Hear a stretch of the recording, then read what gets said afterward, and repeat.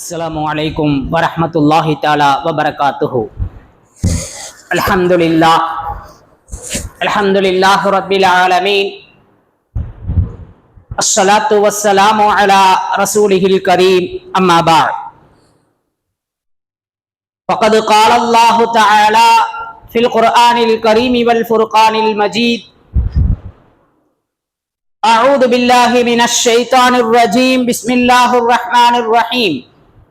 إنهم فتية آمنوا بربهم وزدناهم هدى.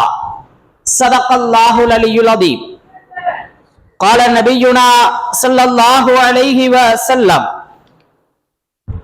المرء على دين خليله، أو كما قال عليه الصلاة والسلام. سبحانك لا علم لنا إلا ما علمتنا إنك أنت العليم الحكيم. رب اشرح لي صدري ويسر لي أمري واحلل عقدة من لساني يفقهوا قولي. اللهم صل على سيدنا نبينا مولانا محمد طب القلوب ودوائها وعافية الأبدان وشفائها ونور الأبصار وضيائها وعلى آله وصحبه وسلم. அல்ஹம்துலில்லாஹ். அருளாளன் அன்பாளன் அல்லாஹுவின் திருப்பெயரால் இந்த ஜும்ஆவுடைய உரையை ஆரம்பம் செய்கிறேன். அன்பும் அருளும் ஆசியும் ஆதரவும் ஆருயிர் நாயகம் அன்னலம் பெருமானார் ஸல்லல்லாஹு அலைஹி வஸல்லம் அவர்களின் மீது, அன்னாரின் வழி வாழ்ந்த வாழுகின்ற வாழப்போகின்ற குறிப்பாக இந்த ஜும்ஆவை அலங்கரிக்கின்ற நம்மவர்கள் அனைவர்களின் மீது உண்டாகட்டுமாகுக. நமது மஹல்லா, நமது ஊர், உலக முஸ்லிம்கள் அனைவரினுடைய பாவங்களையும் அல்லாஹ் மன்னிப்பானாக. அனைவரின் உள்ள தேவைகளையும் அல்லாஹ் கபூல் செய்து தருவானாக. அனைவரின் உள்ள கிடங்குகளில் கிடக்கக்கூடிய எல்லா கவலைகளையும் அல்லாஹ் நீக்கி தருவானாக. ஆபியத்தையும் ஆரோக்கியத்தையும் மகிழ்ச்சியையும் அல்லாஹ் பரிசளிப்பானாக. நமது இளைஞர் சமூகத்தை நேர்வழிப்படுத்துவானாக. மஸ்ஜிதோடு இணைந்து மறுமையில் முத்து முஹம்மது ரசூலுல்லாஹி ஸல்லல்லாஹு அலைஹி வஸல்லம் அன்னவர்களோடு பிரவேசிக்கக்கூடிய பாக்கியத்தை நமது வாலிபர்களுக்கு அல்லாஹ் வழங்குவானாக. என்றென்றும் தீனுடைய சேவையில் தங்களை இணைத்து குர்ஆனை தங்களது வழிகாட்டியாக ஆக்கி வாழக்கூடிய பாக்கியத்தை நம் இளைஞர்களுக்கும் நமக்கும் அல்லாஹ் வழங்குவானாக. மருத்துவமனை கஷ்டம், துன்பம், துயரங்கள், செலவுகள், சிரமங்கள், சிக்கல்கள், பயம் அத்துணையிலிருந்தும் அல்லாஹ் நம்மை பாதுகாப்பானாக. அன்பிற்குரிய அல்லாஹுவின் நல்லடியார்களே, முஃமின்களே, மனித சமூகத்தை அல்லாஹ் படைத்து ஒவ்வொரு பருவத்தை இந்த மனித சமூகத்திற்கு வைத்திருக்கிறார். குழந்தை பருவம், வாலிப பருவம், வயோதிக பருவம், இப்படி ஒரு மனிதனினுடைய வாழ்க்கையிலே முப்பருவங்கள் இடம்பெறுகிறது. அதே போல இந்த சமூகத்தினுடைய வாழ்க்கையை உலகியல் ரீதியான இயந்திர உலகத்திலே இந்த காலகட்டங்களை இந்த சமூகம் பிரித்து பயன்படுத்துகிறது. 2K கிட்ஸ் என்கிறது, ஜென்செட் இளைஞர்கள் வளர் தலைமுறை என்பதாக சில தகவல்கள் பதிவு செய்யப்படுகிறது. அல்லாஹுவும் குர்ஆனிலே இளமை பருவத்தை மிகவும் சக்தி வாய்ந்த பருவம் என்பதாக அல்லாஹ் குறிப்பிடுகிறார். வாலிப பருவம் இருக்கிறதே, அது சாதாரண பருவம் அல்ல. வாலிப பருவம் இளைஞர்களினுடைய வாழ்க்கை என்பது ஒரு முக்கியமான காலகட்டமாக இருந்து கொண்டிருக்கிறது. நாங்கள் எல்லாம் ஜென்செட் வாலிபர்கள், நவீன யுகத்திலே டிஜிட்டல் மயமான ஒரு காலகட்டத்திலே வாழ்ந்து கொண்டிருக்கிறோம் என்று பெருமை பேசுகிறார்கள். ஆனால் இன்றைய இளைஞர்களுடைய வாழ்க்கையும் குர்ஆன் கூறக்கூடிய இளைஞர்களின் வாழ்க்கையும் எப்படி இருந்தது, நபி பெருமானார் ஸல்லல்லாஹு அலைஹி வஸல்லம் அவர்கள் கட்டமைத்த அந்த வாலிப சமூகம் எப்படி இருந்தது என்பதை பற்றிய ஒரு ஆய்வு செய்ய கடமைப்பட்டிருக்கின்றோம். அன்பிற்குரியவர்களே, ஜென்செட் தலைமுறையாக வாழ்வது பெருமை அல்ல, ஈமானோடு வாழ்வதுதான் நமக்கு உள்ள மதிப்பு. ஈமானை இழந்து ஈமான் காணாமல் போய் வாழ்வோமேயானால் அதை விட துரதிர்ஷ்டம் வேறெதுவும் கிடையாது. மனிதனினுடைய முப்பரிமாணங்களிலே வாலிப பருவம் இருக்கிறதே, அது ஒரு அமானிதமான பருவம். அல்லாஹ் அந்த பருவத்தை பற்றி கேள்வி கேட்பான். உன்னுடைய வாலிபத்தை எப்படி செலவழித்தாய் என்று கேட்பதற்குரிய பருவமாக இருந்து கொண்டிருக்கிறது. வாலிபர்கள் நினைத்தால் எதையும் சாதிக்கலாம். கல்ல கூட கரைய வைக்கிற வயசு அப்படின்னு சொல்லுவான். கல்ல சாப்பிட்டா கூட வாலிபத்திலே அவருடைய வயிறு அது கரைத்து விடும். அந்த அளவிற்கு பவராக குவத்தான பருவம். எனவே அல்லாஹ்வும் தனது மறையிலே மிகவும் சக்தி வாய்ந்த பருவம் என்பதாக குறிப்பிடுகிறார். எனவே ஒரு சமூகம் அந்த வாலிபத்தை கடந்தவர்களாக இருக்கிறோம், இன்னொரு சமூகம் அந்த வாலிபத்தை அடையக்கூடியவர்களாக இருக்கிறார்கள். கரண்டாக இந்த ஜென்செட் சமூகம் தற்போது அந்த வாலிபத்திலே பயணித்துக் கொண்டிருக்கிறார்கள். 2K கிட்ஸ் என்று அவர்கள் தங்களுக்கு ஒரு பெயரையும் வைத்திருக்கிறார்கள். அந்த 2K கிட்ஸினுடைய வாலிப பருவத்தின் காலமாக இந்த 2026 இருந்து கொண்டிருக்கிறது. ஆக இதை இவர்கள் எப்படி பயன்படுத்துகிறார்கள்? இதன் மூலம் இவர்களுடைய சாதித்த விஷயம் என்ன? கொஞ்சம் தங்களை பரிசோதிக்க வேண்டும். வயதில் மூத்தவர்கள் அவர்களுக்கு பொறுமையாக அவர்களுடைய பொறுப்பை பற்றி வழிநடத்த வேண்டிய கடமை இருக்கிறது. வயதில் சிறியவர்களுக்கு முன்மாதிரியாக ரோல் மாடலாக இன்றைய இந்த வாலிபர்கள் இருந்து கொண்டிருக்கிறார்கள். அன்பிற்குரியவர்களே, கொஞ்சம் கவனம் செலுத்தப்பட வேண்டிய பருவமாக இந்த வாலிப பருவம் இருந்து கொண்டிருக்கிறது. அன்பிற்குரியவர்களே, இன்றைய இந்த சமூகத்தினுடைய சூழ்நிலைகளை நாம் பார்க்கும் போது உண்மையிலேயே நாம் கொஞ்சம் யோசித்து பார்க்கிறோம். குற்றங்கள் எங்கும் பிறகி கிடக்கிறது. குற்றங்களை வா வா என்று அழைக்கிறது அவர்கள் கையில் வைத்திருக்கக்கூடிய அந்த அலைபேசி, தொலைபேசி. எங்கு நோக்கினும் குற்றங்கள் பெருகுவதற்கான வாய்ப்புகளையும் வசதிகளையும் லேசாக்கி தருகிறது. எங்கோ நடக்கின்ற ஒரு தகவல் இந்த இளைஞனுடைய உள்ளத்திலே அது ஒரு சாதாரணமாக காட்டப்படுகிறது. வாழ்க்கையில இதெல்லாம் சகஜம், இதெல்லாம் இப்படித்தான் இருக்கும் என்று அந்த பாவத்தை பார்த்து பயப்பட வேண்டியவன், தக்குவாவை முன்னிறுத்த வேண்டியவன் அதை சர்வசாதாரணமாக கடந்து போகிறார். இது இன்றைய வாழ்வினுடைய யதார்த்தம் என்ற ஒரு சாதாரண ஒரு சொல்லையும் சொல்லிக் கொள்கிறார். எனவே உண்மை நிலை என்ன? குர்ஆனிய இளைஞர்கள் எப்படி வாழ்ந்திருக்கிறார்கள்? அல்லாஹ் ஒரு இளைஞர்களை பற்றி அல்லாஹ் குர்ஆன்ல குறிப்பிடுகிறார். இன்னஹும் ஃபித்யத்துன், அவர்கள் ஒரு வாலிபர்கள்.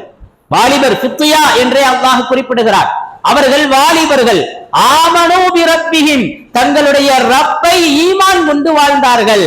அதன் காரணமாக வஸித்னாஹும் ஹுதா, அவர்களுக்கு நேர்வழியை அல்லாஹ் அதிகப்படுத்தினான் என்பதாக குறிப்பிடுவார். ஈமான் கொண்டதின் காரணமாக, அல்லாஹ்வை பயந்து வாழ்ந்ததின் காரணமாக மென்மேலும் அவர்களுடைய ஈமான் அதிகரித்தது என்று அல்லாஹ் அவர்களை அறிமுகப்படுத்துகிறார். குர்ஆன் நிறைய வாலிபர்களை பற்றி பேசுகிறது. அதில் இந்த வாலிபர்கள். அப்ப வாலிபர்களுக்கு என்ன தேவை? மொபைல் தேவையா? திரு குர்ஆன் தேவையா? ரீல்ஸ் உடைய மோகமா? அல்லது நம்மை சில நபர்கள் ஃபாலோ பண்ண வேண்டும், நம்முடைய கருத்துக்களுக்கு சிலர் லைக் செய்ய வேண்டும், நான் ஒரு கெத்தான இளைஞன் என்பதை பறைசாற்ற வேண்டும், இது நம் வாழ்க்கையின் முன்னோடியா? அல்லது அல்லாஹ் விரும்பக்கூடிய, அல்லாஹ் நேசிக்கக்கூடிய அந்த பருவத்தில அவர்களுடைய ஈமானுடைய தரம் எப்படி இருக்கிறது என்பதை கொண்டு அவர்களுடைய மதிப்பா யோசிக்க வேண்டும். ஒரு பைக்கு அப்படியே ஸ்பீடா போகையில எல்லாரும் நம்மளை திரும்பி பார்க்கணும், அதுல ஒரு கெத்து. இப்ப இதுவா இந்த இளைஞனினுடைய சாதனை? யோசித்து பாருங்கள்.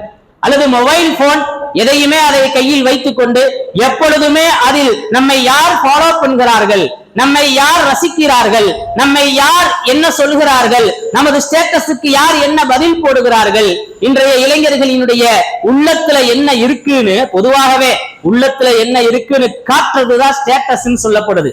பல நேரங்கள்ல நம்ம ஏதாவது ஒரு கருத்தை வழிநடத்துறதுக்கு வச்சா கூட இன்னைக்கு சமூகம் அங்கதானே இருக்கு, ஹஸ்ரத் என்னாச்சு உங்களுக்கு அப்படின்னு நம்மளை கேட்பாங்க. நமக்கு ஒண்ணும் ஆகலைங்க, சமூகத்திற்கு ஏதோ ஆகிறது, அவர்களை வழிநடத்துவதற்கு இதை நாம வைக்கிறோம் அப்படின்னு சொல்ல வேண்டிய, விளக்கம் சொல்ல வேண்டியதா இருக்குது.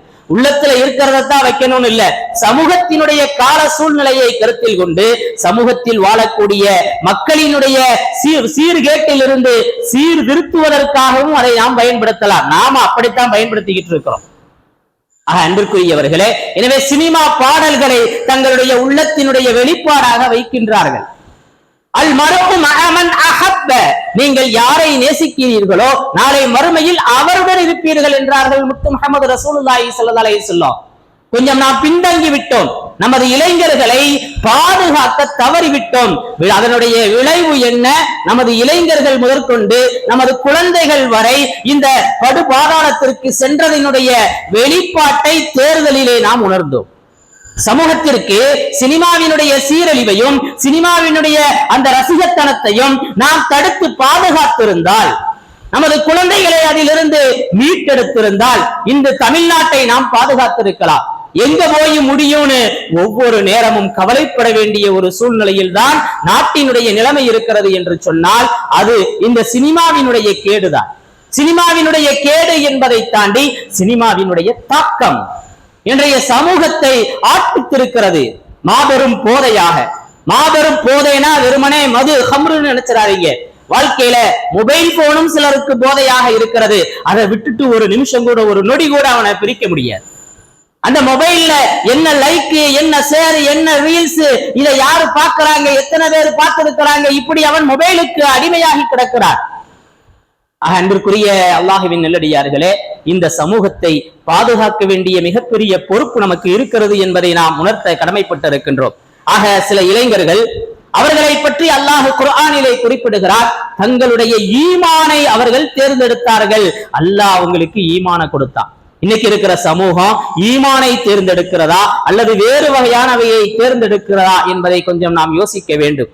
அன்பிற்குரியவர்களே, மிகப்பெரிய ஜிஹாத் இன்றைய சமூகத்திற்கு இருக்கிறது, குறிப்பாக இளைஞர் சமூகத்திற்கு இருக்கிறது. இன்று மிகப்பெரிய ஜிஹாத், ஜிஹாத்னா போராட்டம். இந்த இளைஞர் சமூகம் போராட்டத்தில் தள்ளப்பட்டிருக்கிறது. அவர்களை மீட்டெடுக்க வேண்டும். நான் சொன்னது மாதிரி மொபைல்ங்கிற அந்த அடிமைத்தனத்திற்கு போயிருக்கிறது, லைக்குங்கிற ஒரு அடிமை மடமைத்தனத்திற்கு சென்றிருக்கிறது, ரீல்ஸ், நோட்டிபிகேஷன், இப்படியாக இவர்களுடைய காலங்கள் எல்லாம் வீணாக போய் கொண்டிருக்கிறது. எனவே இந்த இளைஞர்களுக்கான மாபெரும் ஜிஹாத் ஈமானை தேர்ந்தெடுப்பது, ஈமானை பாதுகாப்பது. இந்த இளைஞர் சமூகம் ஈமானை பாதுகாத்தால் முழு சமூகமும் வெற்றி அடைந்துவிடும்.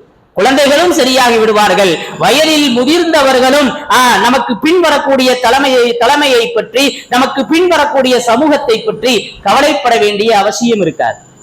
அன்பிற்குரியவர்களே, இன்றைய இளைஞர் சமூகத்திற்கான மிகப்பெரிய ஜிஹாத், மிகப்பெரிய போர் அவர்களுடைய ஈமானை பாதுகாப்பது. அந்த அளவிற்கு துரதிருஷ்டமான ஒரு காலகட்டத்தில் இருக்கிறோம். இது ஆண்களும் பெண்களும் விதிவிலக்கல்ல என்பது கொஞ்சம் கவனிக்கப்பட வேண்டிய விஷயம். அன்பிற்குரியவர்களே, கஹ்ஃப் சூராவில் சொல்லப்பட்ட அந்த இளைஞர்கள் தான். அவர்களுடைய அரசர் அவர்களை அடக்குமுறை செய்ய பார்த்தார். ஈமானை பாதுகாப்பதற்காக, அவர்களுடைய இஸ்லாத்தின் மேன்மையை நிலைநிறுத்துவதற்காக ஊரை விட்டு ஒதுக்குப்புறமா வந்தாங்க. ஒரு குகைக்குள் தஞ்சமடைந்தார்கள். அல்லாஹ் அவர்களை பாதுகாத்தான். அவர்களை மட்டும் பாதுகாக்கல, அவர்கள் ஈமானை தேர்ந்தெடுத்ததால் அவர்களோட சேர்ந்த ஒரு நாயை கூட அல்லாஹ் பாதுகாத்தான். ஈமான் இருந்தால் எல்லாமே பாதுகாக்கப்படும். எனவே இன்றைய இளைஞர்களை பற்றி நாம் கவலைப்படுகிறோம், கவலையாகத்தான் பேசிக் கொண்டிருக்கிறோம். அவர்கள் ஈமானில் பரிபூரணத்துவம் அடைந்தால் கவலைப்பட வேண்டியதே இல்லை. ஏன்?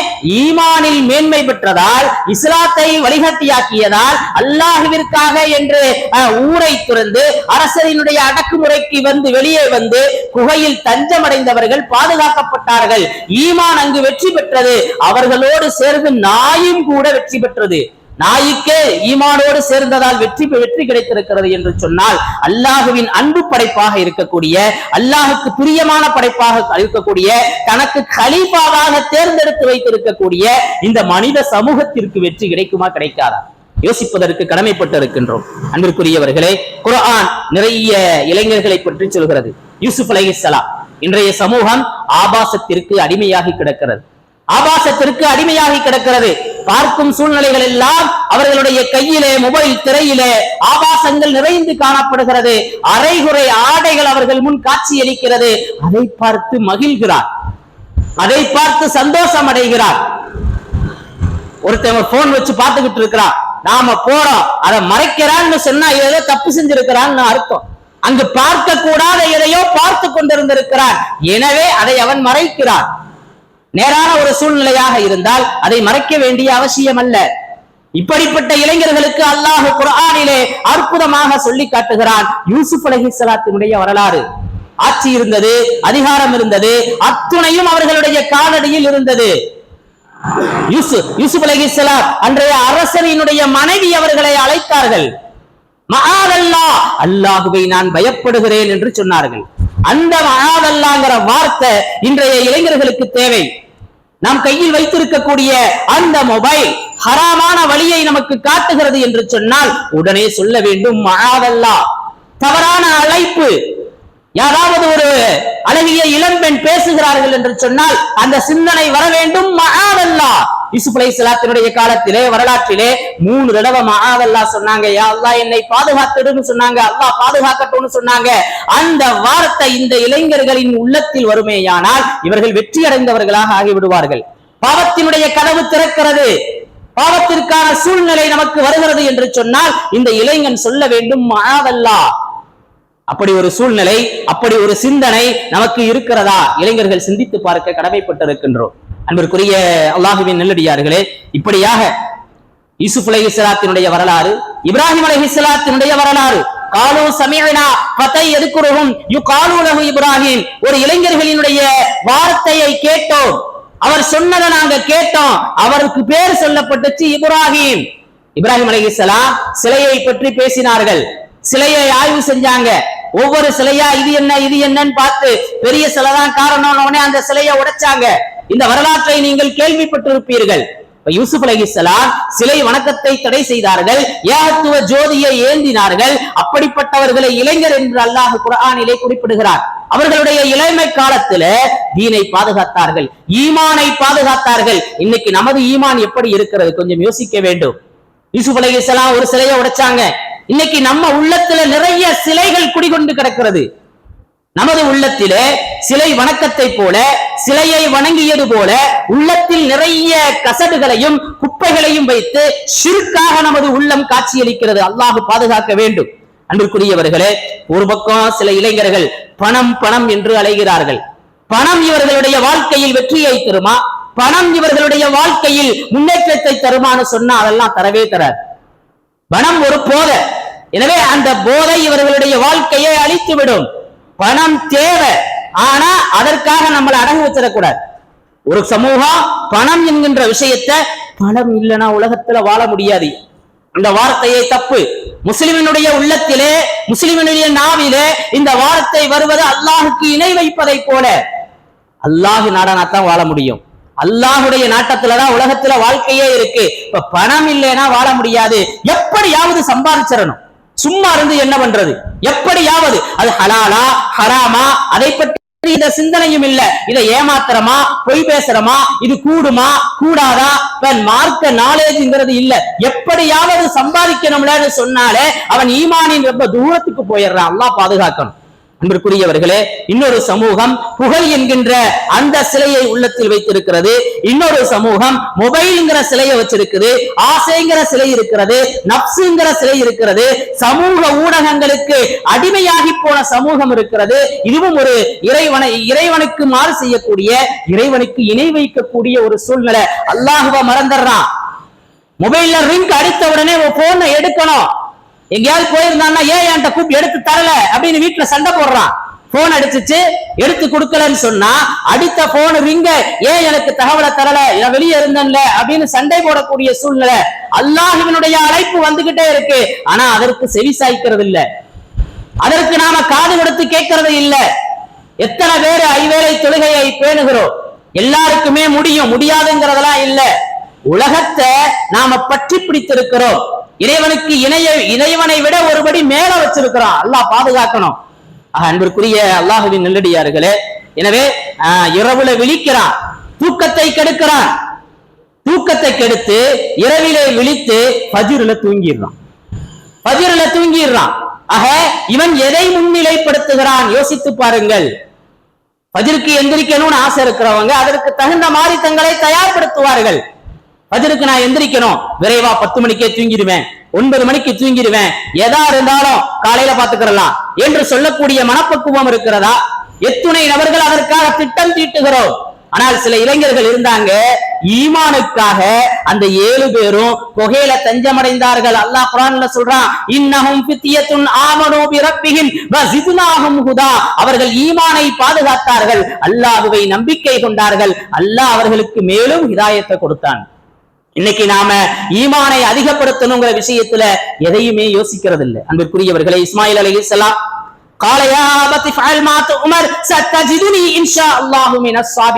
தந்தையே, நீங்க எதை நினைக்கிறீங்களோ அதை செய்யுங்க. கழுத்தை அரிக்க நினைக்கிறாரு தந்தை. இஸ்மாயில் அலைஹிஸ்ஸலாம் சொன்னாங்க, நீங்க அதை செய்யுங்க. தந்தைக்கு கட்டுப்பட்டார் இஸ்மாயில் அலைஹிஸ்ஸலாம். வாழ்க்கையினுடைய உன்னதத்திற்கு சென்றார். ஸல்லல்லாஹு அலைஹி வஸல்லம் அவர்களுடைய சந்ததியில தான் வர்றாங்க. இது இஸ்மாயில் அலைஹிஸ்ஸலாத்திற்கு கிடைத்த மிகப்பெரிய பேரு. எத்தனையோ நபிமார்களில இப்ராஹிம் அலைஹிஸ்ஸலாம் அவர்களினுடைய துஆ, அவர்களுடைய வம்சாவளியில இஸ்ஹாக் அலைஹிஸ்ஸலாமும் இருந்தாங்க. இஸ்மாயில் அலைஹிஸ்ஸலாம் அந்த வம்சாவளியில கடைசியா நபி ஸல்லல்லாஹு அலைஹி வஸல்லம் வந்திருக்கிறாங்க. இது இஸ்மாயில் அலைஹிஸ்ஸலாத்திற்கு கிடைத்த பேரு. இஸ்மாயில் அலைஹிஸ்ஸலாத்தினுடைய தன்மை எப்படி இருந்துச்சு? தந்தைக்கு கட்டுப்படுறதா இருந்துச்சு, பெற்றோருக்கு கட்டுப்படுறதா இருந்துச்சு. காலையா அபத்தி ஃபஅல் மாத்து உமர், தந்தையே நீங்க என்ன செய்யணும்னு நினைக்கிறீங்களோ அதை செய்யுங்க. கழுத்தை அறுக்க நினைக்கிறாரு, கழுத்தை நீட்டனாங்க. இன்னைக்கு நம்ம இளைஞர்கள்ட்ட சொல்ல முடியுமா? உனக்கெல்லாம் ஒண்ணும் தெரியாதா, போத்தா, எந்த காலத்துல என்ன பேசிக்கிட்டு இருக்கிற, விவரம் கெட்ட ஆளு. இந்த அத்தாவுக்கு ஒண்ணுமே தெரியாது ஜெர்த்தி, என்ன சொன்னாலும் இப்படி சொல்றாரு, என்ன சொன்னாலும் இப்படி பண்றாரு. அந்த காலத்திலேயே இருக்கிறாரு. எந்த காலத்துல இருந்தாலும் தந்தைக்கு கட்டுப்பட வேண்டும். பிறகு பக்குவமாக நாசூக்காக சில விஷயங்களை தெளிவுபடுத்தலாம். அவங்க முடிவு அதுதான், நாம ஒதுக்கி போய்கிட்டே இருக்கிறோம். அதை மீறி செய்யும் போது அதுல அல்லாஹ்வுடைய உதவி இருக்காது. இஸ்மாயில் அலைஹிஸ்ஸலாத்திற்கு அவர்களுடைய சந்ததியில நபி ஸல்லல்லாஹு அலைஹி வஸல்லம் பிறப்பதற்கான வாய்ப்பு அல்லாஹ் தந்திருந்தான்னு சொன்னா, இப்ப நம்ம சந்ததியை பாதுகாக்கிறதுக்கு, இன்னைக்கு நம்மளை பாதுகாக்கிறதுக்காக நாம தந்தையிட்ட சண்டை போடுறோம்னு சொல்லிக்கிடுவோம். நம்ம சந்ததியே பாதுகாக்கப்படும் பெற்றோருக்கு கட்டுப்படும் போது. இளைஞர்களுக்கு அல்லாஹ் குர்ஆனிலே இது மாதிரியான விஷயங்களை அல்லாஹ் சொல்லி காட்டுறான். சில இளைஞர்கள் இருப்பாங்க, சபஅத்து யுதில்லுஹுமுல்லாஹு ஃபீ ظில்லிஹி, அல்லாஹ் தன்னுடைய நிழல்ல அவங்களுக்கு இடம் கொடுப்பான். ஷாபுன், மஸ்ஜிதுல நேரத்தை கழிச்ச, அல்லாஹ்வுடைய சிந்தனையில அவங்க கல்வை கொண்டு போன இளைஞர்கள். இன்னைக்கு மொபைல்ல நம்ம கல்வை கொண்டு போயிட்டோம், குர்ஆனை விட்டும் தூரமாகிட்டோம். அல்லாஹ் பாதுகாக்கணும். அன்பிற்குரிய அல்லாஹ்வின் நல்லடியார்களே, சில இளைஞர்கள் நபி ஸல்லல்லாஹு அலைஹி வஸல்லம் உருவாக்கிய இளைஞர்கள், நபி ஸல்லல்லாஹு அலைஹி வஸல்லம் புடம் போட்ட தங்கமாக மாற்றினாங்க. அலி ரலியல்லாஹு தஆலா அன்ஹு ஈமானின் உச்சத்துக்கு சென்றவங்க, முதலாக ஈமான் கொண்ட இளைஞர், சிறுவர்ல ஈமான் கொண்டாங்க. வாலிப பருவத்துல ரசூலுக்காக, முஹம்மது ஸல்லல்லாஹு அலைஹி வஸல்லம் அன்னவர்களுக்காக ஓர் இரவு தங்கினாங்க, தலையை அடமான வச்சாங்க. இரவு முழுவதும் விழித்திருந்து நபிக்காக அந்த ஹிஜ்ரத் செய்யும் போது அவர்கள் செய்த தியாகம். இன்னைக்கு நபியினுடைய சுன்னத்துக்காக, நபியினுடைய ஏவலுக்காக, இஸ்லாத்துக்காக ஃபஜ்ருக்கு நம்மளால எந்திரிக்க முடியல. ஒரு இரவு முழுவதும் நபிக்காக தங்களை அர்ப்பணித்தார்கள். நபியினுடைய சொல்லின் மீது நம்பிக்கை இருந்தது. நபி ஸல்லல்லாஹு அலைஹி வஸல்லத்திற்கு பகரமா படுத்து கிடக்குறாங்க. 3 நாள் கழிச்சு என்னைய வந்து சந்திப்பீங்கன்னு சொன்னாங்க. அந்த நம்பிக்கை இருந்தது. அப்ப நம்ம உயிர் போகாது அப்படின்னு. இன்னைக்கு இஸ்லாம் இதுதான், வாழ்க்கையில வெற்றி இதுதான், இதுதான் செய்யணும்னு சொன்னா கூட யாரும் கேட்கறதுக்கு தயாரா இல்ல. அவர் அப்படி தேங்க கொஞ்சம் அதிகமா பேசுவாரு, வெளியே போய் நம்மளையும் பேசுவாங்க. கொஞ்சம் வாய் கொஞ்சம் அவர் கொஞ்சம் அதிகம் சொன்னா சொல்லிட்டு போகட்டும். ஆனா உண்மை நிலை அதுதான். சொல்றது எல்லாமே குர்ஆன்ல உள்ளதையும் ஹதீஸ்ல உள்ள விஷயங்களையும் தான் நாம பகிர்ந்து கொண்டிருக்கிறோம். என்ன சொல்றோங்கிறத யோசிப்பதற்கு கடமைப்பட்டு இருக்கின்றோம். அன்பிற்குரியவர்களே, தொழுகைக்காக சில நேரத்தை நாம தியாகம் செய்ய முடியல, தொழுகையை நாம முன்னிறுத்த முடியல. முஸ்அப் இப்னு உமைர் ரலியல்லாஹு தஆலா அன்ஹு எல்லாமே இருந்துச்சு அவங்களுக்கு. மதீனாவினுடைய ஒரு மிகப்பெரிய ஆன்மீக வழிகாட்டியாக அவங்களை ரசூலுல்லாஹி ஸல்லல்லாஹு அலைஹி வஸல்லம் ஆக்குனாங்க. அனைத்தையும் தியாகம் செஞ்சாங்க. மக்கால எல்லா வசதிகளும் இருந்தது, எல்லாத்தையுமே திறந்தாங்க. ஏன்? ஈமானுக்காக. இன்னைக்கு ஈமான கூட திறந்துருவோம், ஆனா எந்த உலகத்தினுடைய ஆசாபாசங்களையும் நாம விடமாட்டோம். நம்ம சிந்தனை அப்படித்தான் இருக்கு. பெரும்பாலானவர்களினுடைய எண்ண ஓட்டங்கள் அப்படித்தான் இருக்கிறது.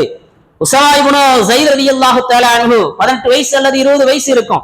படைக்கு தளபதியாக்கினார்கள் ரசூலுல்லாஹி ஸல்லல்லாஹு அலைஹி வஸல்லம். மிகப்பெரிய சஹாபாக்கள் எல்லாம் இருந்தார்கள். அபூபக்கர் சித்திக் நாயகம் இருந்தாங்க, உமர் ரலியல்லாஹு தஆலா அன்ஹு அவங்க இருந்தாங்க.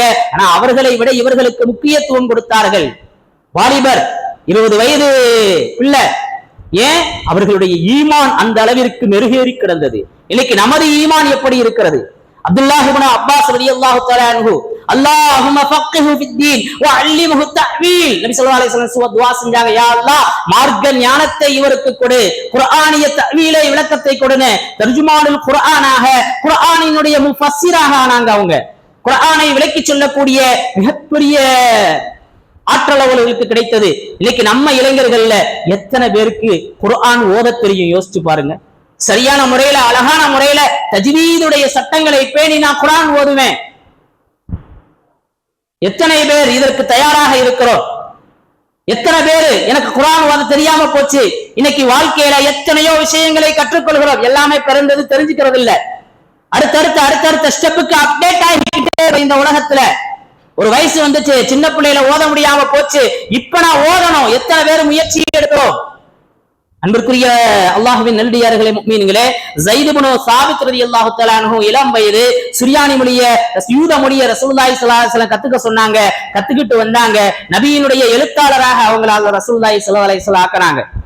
முஆத் இப்னு ஜபல் ரலியல்லாஹு தஆலா அன்ஹு அலமு உம்மத்தி பில் ஹலாலி வல் ஹராம், முஆத் இப்னு ஜபல்னு சொன்னாங்க.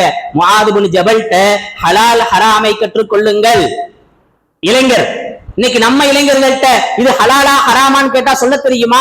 ஆனா நாம முஸ்லிம் பெயரளவுல இருந்துகிட்டு இருக்கிறோம். அல்லாஹ் பாதுகாக்கணும். ஒரு வியாபாரத்தை துவக்க வேண்டும் என்று சொன்னால் உமர் ரலியல்லாஹு தஆலா அன்ஹு அவங்க சொல்லுவாங்க, ஹலால் ஹராமை கற்றுக்கொண்டு வா. எனக்கு எல்லாம் தெரியுங்க, நான் வியாபாரத்தை செஞ்சிருவேன். என்ன தெரியும்? ஹலால்னா தெரியுமா? ஹராமை பற்றி தெரியுமா? இது கூடுமா கூடாதாங்கிறத பற்றி தெரியுமா? இன்னைக்கு எப்படி வேண்டுமானாலும் வருமானம் வரட்டும், சம்பாதிச்சா போதும்.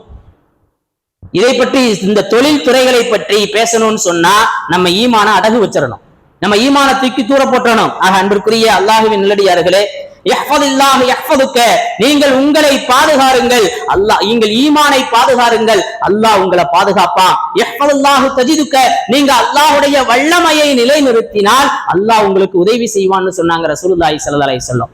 எல்லா சூழ்நிலையிலையும் அல்லாஹ்வுடைய வல்லமை, இஸ்லாத்தினுடைய ஷரியத்தினுடைய சட்டங்களை பேண வேண்டும். அப்படி பேன்ற ஒரு வாழ்க்கையை வாழும் போது அல்லாஹ்வினுடைய உதவி கிடைக்கும். ஆக அன்பிற்குரிய இளைஞர் சமூகமே, தினமும் குர்ஆனுக்காக ஒரு நேரத்தை ஒதுக்கணும். இன்றைய சமூகம், அதுவும் இந்த ஜென்செட் சமூகம் வெற்றி அடைய வேண்டும் என்று சொன்னால் ஈமானை பாதுகாப்பதற்கு, ஈமானை பிரகாசப்படுத்துவதற்கு, நல் ஒழுக்கமுள்ள மனிதர்களாக மாறுவதற்கு தினமும் குர்ஆனுக்கு ஒரு நேரத்தை ஒதுக்கணும். ஓத தெரியாதவங்க ஓத முயற்சி பண்ணணும். ஓத பழகனவங்க தினமும் குறைந்தது ஒரு பக்கமாவது ஓத வேண்டும். தொழுகையை பேணணும். வஅமுரு அஹ்லக பிஸ்ஸலாத்தி வஸ்தபிர் அலைஹா நஹ்னு நர்ஸுகுக் வலாகிபத்து லித்தக்வா. அல்லாஹ் குர்ஆன்ல சொல்றான், வஅமுரு அஹ்லக, தொழுகையை ஏவுங்க அப்படின்னு அல்லாஹ் சொல்லிட்டு குடும்பத்தாருக்கு நாம தான் ரிஸ்க் கொடுக்கிறோம். உங்களுடைய இறுதி முடிவு நல்லதா இருக்கணும்னா தொழுங்க. இன்னைக்கு எல்லாருக்குமே ஸ்மார்ட்டான வாழ்க்கை வேணும், கிடைக்கும், ஆசைப்படுறது தப்பில்ல. வாழ்க்கை ஸ்மார்ட்டா இருக்கணும், மகிழ்ச்சியா இருக்கணும், பெரும் மதிப்பிற்குரியதாக இருக்க வேண்டும் என்று சொன்னால் தொழுகையை கடைபிடிக்க வேண்டும். அப்படி தொழுகையை நாம் எடுக்கும் போது நம் வாழ்க்கை ஸ்மார்ட்டா ஆயிரும். அல்லாஹ் இந்த வசனத்துல சொல்லி காட்டுறான். அன்பிற்குரியவர்களே, நல்ல நண்பர்களை தேர்ந்தெடுக்கணும். நண்பர்ன உடனே நாம பழக்க வழக்கம் இல்லை. இன்னைக்கு சில மனிதர்களுக்கு யார்கிட்ட எந்த தொடர்பு வச்சுக்க மாட்டாங்க, நல்ல பசங்களா இருப்பாங்க. அவனுடைய தொடர்பு எல்லாம் மொபைல் போன், இணையதளம், அதுலயே எல்லா பலாயும் வந்துடும். இவன் யார ஃபாலோ பண்றானோ அவனுடைய சிந்தனை ஃபுல்லா அங்க வெளிப்படும். நல்ல பசங்க. ஒரு மாப்பிளைக்கு ஒரு இது என்கொயரி கேட்டாங்க, நிறைய மாப்பிளைக்கு வருது, யாரும் மாட்டிக்க கூடாதுன்னா ஒழுங்கா இருந்துக்குங்க. நான் சொல்ல முடியல. சில இளைஞர்களை பத்தி விசாரிச்சோம்னா அந்த பொண்ணுடைய வாழ்க்கையை கெடுக்கிறதா இல்ல இவன் வாழ்க்கைக்கு உயர்வை தர்றதா அப்படின்னு ஒண்ணு விளங்க மாட்டது. சில இளைஞர்கள், நம்ம பள்ளியில கூட ஷேக் இருக்காப்ல, ஃபஜ்ர் தொழுகைக்கு டான்னு வந்துருவார். ஒரு பாராட்ட வேண்டிய விஷயம். இன்னைக்கு எத்தனை இளைஞர்களை அப்படி சொல்ல முடியும்? சில இளைஞர்களை பத்தி பேசுறோம், நல்ல பையனா இருக்கா, எதுவும் இல்ல ஹஜ்ரத் வேணாம், நீங்க போய் விழுந்து மாட்டிக்காதீங்க. அல்லாஹ் பாதுகாக்க வேண்டும். ஆக அன்பிற்குரிய அல்லாஹ்வின் நல்லடியார்களே, எனவே நமது நண்பன் யார், நாம யாரோ ஃபாலோ பண்றோம், நமக்கு பின்னால் அது யாருடைய இதுல நாம தொடர்பு இருந்துகிட்டு இருக்கிறோம், மொபைல்லையும் பேஸ்புக்லையும் அத்துணையிலும் கவனிக்க வேண்டும். எனவே நாம் நல்லவர்களை தேர்ந்தெடுக்கணும். அல் மர்உ மஅ மன் அஹப்ப, நீங்க யார பிரியப்படுறீங்களோ அவரோடு மறுமையில இருப்பாங்க. அல்லாஹ் பாதுகாக்கணும். இன்னைக்கு நிறைய பெண்கள் கூட வெட்ட வெளிச்சமாக கணவனை விட எனக்கு அவரைத்தான் பிடிக்கும்னு சொல்லக்கூடிய அளவுக்கு போய்கிட்டு இருக்கு நான் சமூகம். இது எங்கு போய் நிற்கும் யோசிச்சு பாருங்க, நரகத்துல போய் தான் நிற்கும். அல்லாஹ் பாதுகாக்கணும், அல்லாஹ் பாதுகாக்க வேண்டும். ஆக அன்பிற்குரிய அல்லாஹ்வின் நல்லடியார்களே, முஃமின்களே, எனவே நாம் ஊடகத்தை பயன்படுத்துகின்ற நேரத்தில் சமூக ஊடகத்தை நாம் எந்த அளவிற்கு பேணுகிறோமோ, அதை பற்றி பிடித்திருக்கிறோமோ, அதை விட சமூக சேவையில நாம கொஞ்சம் நம்மளை இணைச்சுக்கிறோம். சமூக ஊடகத்தை விட சமூக சேவையிலே நாம் நம்மை இணைத்துக் கொள்ள வேண்டும். எல்லாமல்ல அல்லாஹ் சுப்ஹானஹு வ தஆலா நமது இளைஞர்களை பாதுகாப்பானாக, இளைஞர்களுக்கு நல்வழி காட்டுவானாக, இந்த இளைஞர் சமூகத்தை பயனுள்ளவர்களாக ஆக்கி வைப்பானாக, அர்ஷின் நிழலுக்கு சொந்தக்காரர்களாக ஆக்கி வைப்பானாக. இந்த இளைஞர்களின் மூலம் இந்த சமூகத்திற்கான ஒரு வெற்றியை, இளைஞர்களின் மூலம் அல்லாஹ் எதை நல்ல பருவம் என்றும் சக்தி வாய்ந்த பருவம் என்றும் சொல்லி இருக்கிறானோ அந்த இளைஞர் பருவம் வீணாகி விடாமல் அல்லாஹ் பாதுகாப்பானாக.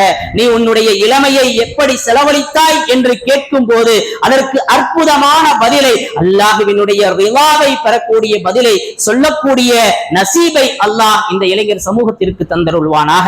வாஹிரு தஅவானா அனில் ஹம்துலில்லாஹி ரப்பில் ஆலமீன். அஸ்ஸலாமு அலைக்கும் வரஹ்மத்துல்லாஹி தஆலா வ பரகாத்துஹு.